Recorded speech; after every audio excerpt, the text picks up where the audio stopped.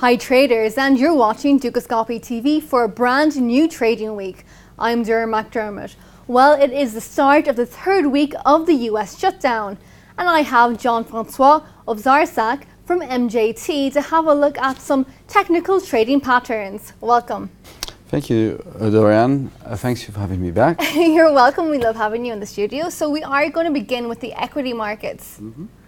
Okay, well, for now the shutdown hasn't really had a strong negative impact on US equity markets. Yeah, they're still looking quite positive.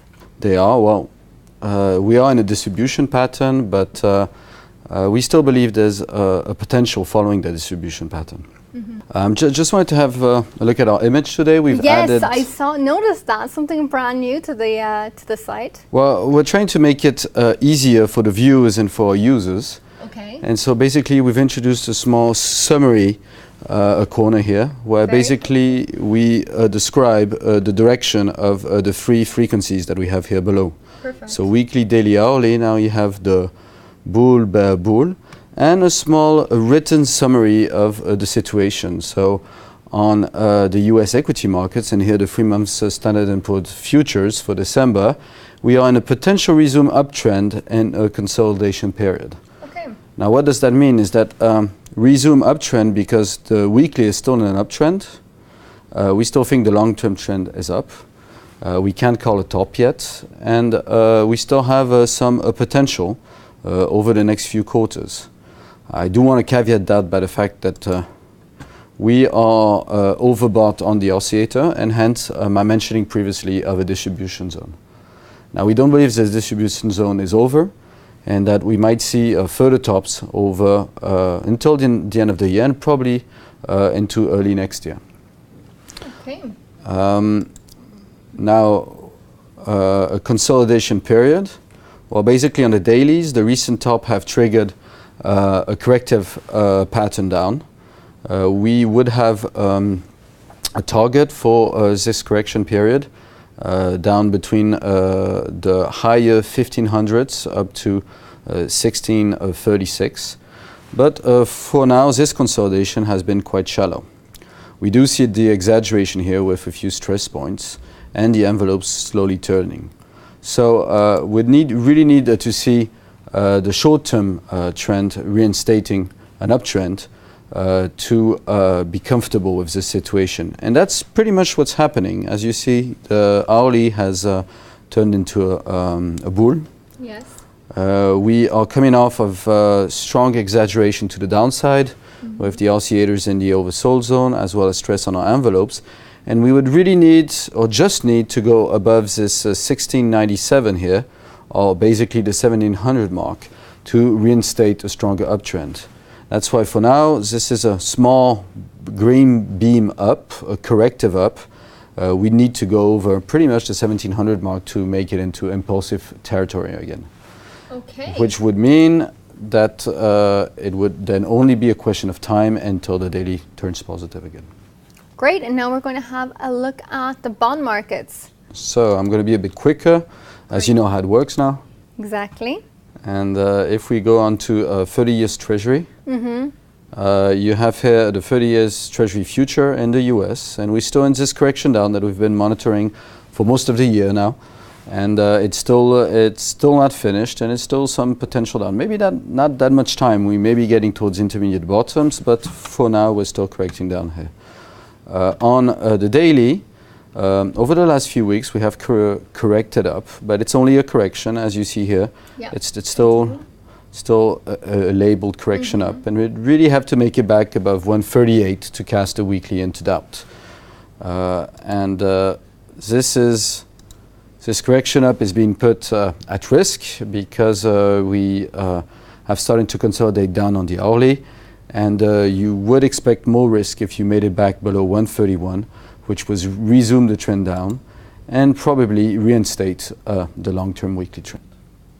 Okay. So bonds still negative over the long term. The correction up that we've recently seen is probably not quite over yet, but is at risk of coming to an end if the hourlies make it below the corrective targets. Okay, and now we're going to move on to gold. So gold is under pressure still? Well, I mean, we've been negative on it since the beginning of the year. Yep. We still think our weekly charts, although they're nicely oversold, this is a long-term chart, so it takes time to turn. Still have a few quarters to go. Basically, our targets will have widened a bit because just volatility has widened. And we're now envisaging targets down to 1063 pretty much, and in worst cases could really make it down to the 800. Okay. So it's a dangerous market, and we don't think the long-term move down that we've been seeing all year is over. Okay. Now, if we look here, well, the machine basically tells us potential continuous downtrend. Basically, all three trends are still negative. We're slowly into the targets here on the daily. However, as we see, it's been more, the rebound was done between July and August, and we think what we call a resumed downtrend situation. So although this price target has been reached, it doesn't seem like we're close to a new intermediate bottom yet. Okay. We probably think there's another month to go, at least. So quite a lot of risk there, so still be careful.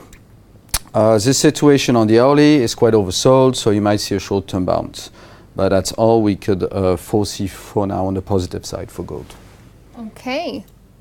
So now we're going to take a look at some currencies, some G10s. Well, we're going to start with the euro. Okay, and yeah, recently we had some news last week from the ECB that they might actually have to pull out the big guns and make a cut in order to save the Eurozone if they really think it is necessary. So what sort of impact did this have? Well, as for now, the euro did consolidate a bit, as you can see here on the hourly, and you're in a correction down. We do believe that over the long term, we're still positive here on the weeklies, although it's very early stages. I just want to focus on this, is that if you look here, well, the correction up pattern, which has now turned impulsive, is still quite low, and we think that we're still in a zone where setbacks could happen. So we'd be neutral to positive on the weekly.